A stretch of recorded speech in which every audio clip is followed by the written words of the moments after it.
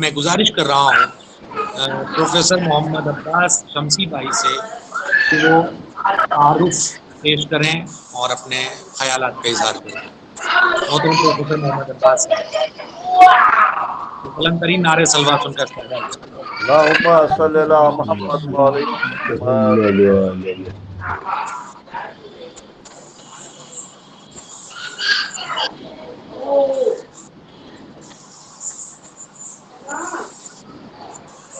Professor محمد عباس صاحب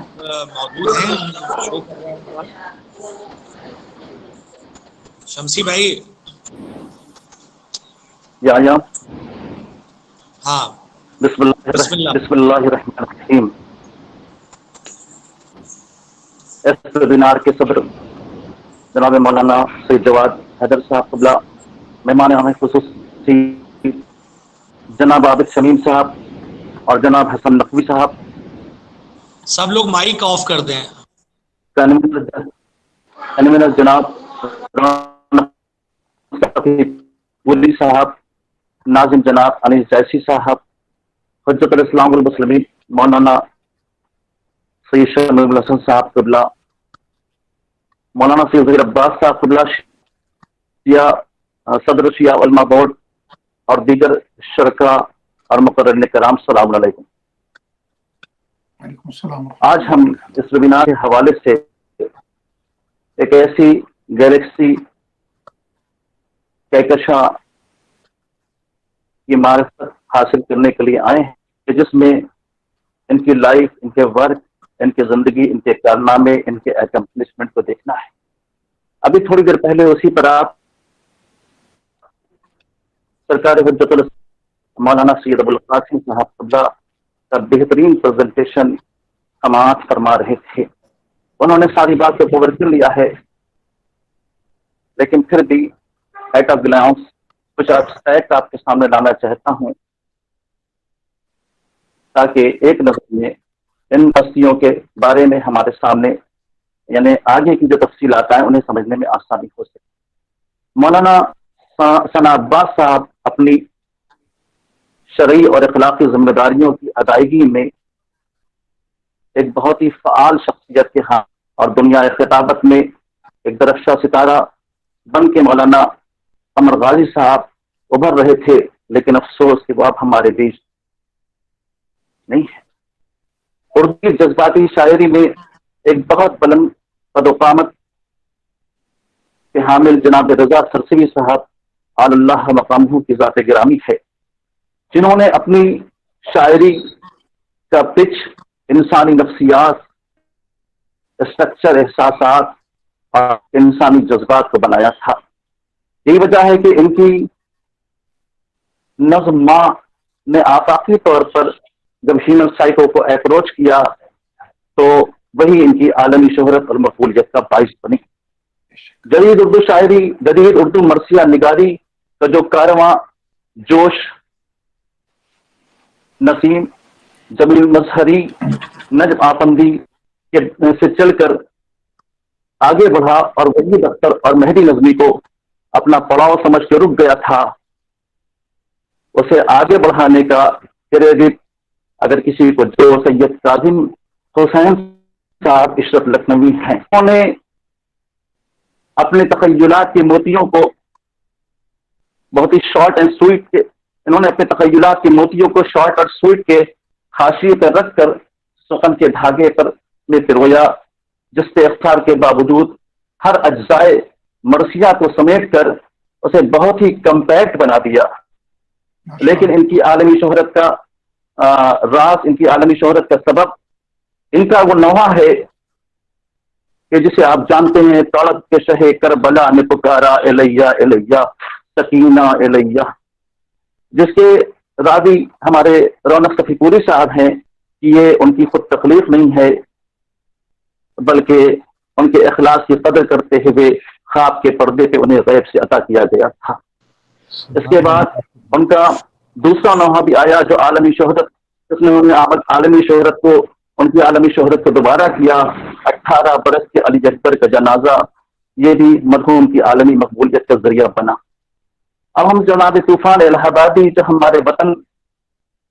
سے جن کا تعلق ہے ان کے بارے میں کچھ کہنا چاہتے تھے، لیکن ان کی کتاب، ان کا مجموعہ کلام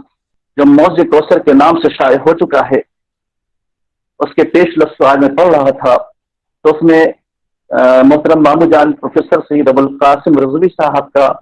بہت ہی خوبصورت ایک اقتباس ہے جسے آپ کے سامنے لاتا ہوں، جو ان کی مدھیہ شاعری سے روشناس کراتا ہے۔ جوش کے ساتھ متانت فکر، الفاظ کی نشست کا سلیقہ، معلوم فضائل کے نامعلوم گوشوں کو چھونا، زبان کی روانی، ثقیل الفاظ سے پرہیز، کبھی کبھی برمحل و عام فہم ہندی الفاظ کا شائستہ استعمال، کلام کی موزونیت میں گھن گرج کے باوجود نغمگی اور معنی آفرینی جیسی خوبیاں پائی جاتی ہیں، یہ طوفان صاحب کے کلام کی خصوصیت ہے۔ اس کے بعد اب سلسلہ شروع ہوتا ہے اکابرین ملت علماء کرام کا۔ سب سے پہلے میں مولانا سید علی عابد صاحب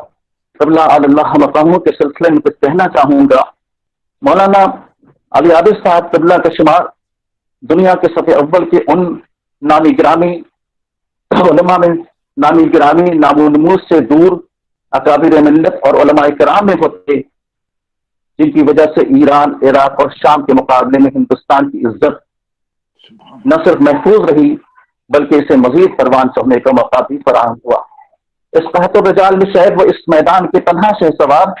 بھی تھے، کیونکہ ادب کے حوالے سے بات ہو رہی ہے، جو عربی کی وسیع النظری اور فارسی کی شیریں بیانی کو اردو کے قالب میں ڈھال کر پیغام حق کی ترسیل کا کام انجام دے رہے تھے، اور کبھی اردو داں ہو کر اہل عرب و عجم کے درمیان کے سامنے شرمندہ نہیں ہوئے۔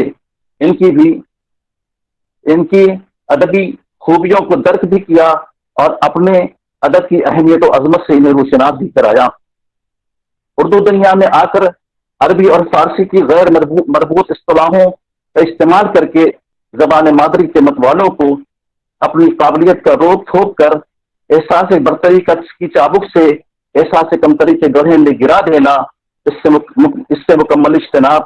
ان کے ذات گرامی کا وہ ثقافتی تقوی ہے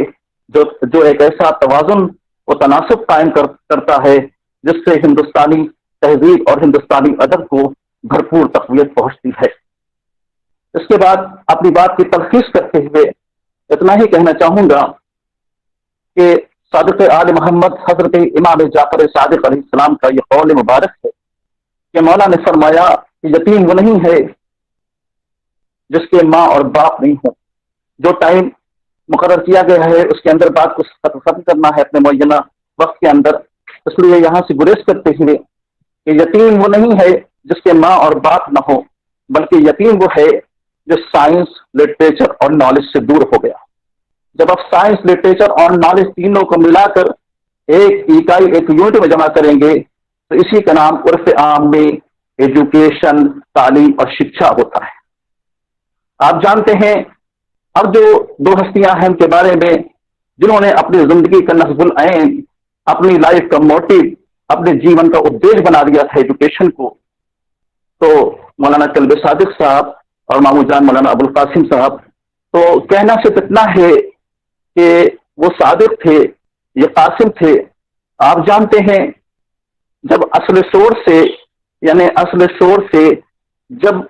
کوئی کوالٹی ایجوکیشن کو ایکسٹریکٹ کر لیتا ہے تو وہی صادق کہلاتا ہے، اور جب اسی صادق کے ہاتھوں سے اس کوالٹی ایجوکیشن کو لے کر جو زمانے کے شامل نصیب کر دے وہی قاسم کہلاتا ہے۔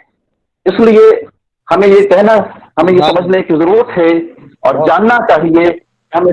صادق بھی ہونا ہے، ہمیں قاسم بھی ہونا ہے۔ صادق اس لیے بنے تاکہ کوالٹی ایجوکیشن کو ہم پہچان سکیں، اور قاسم اس لیے بنے تاکہ کوالٹی ایجوکیشن کو ہم گھر گھر پہنچا سکیں۔ اس کے معنی جو صادق ہوگا وہ قاسم بھی ہوگا، جو قاسم ہوگا وہ صادق بھی ہوگا۔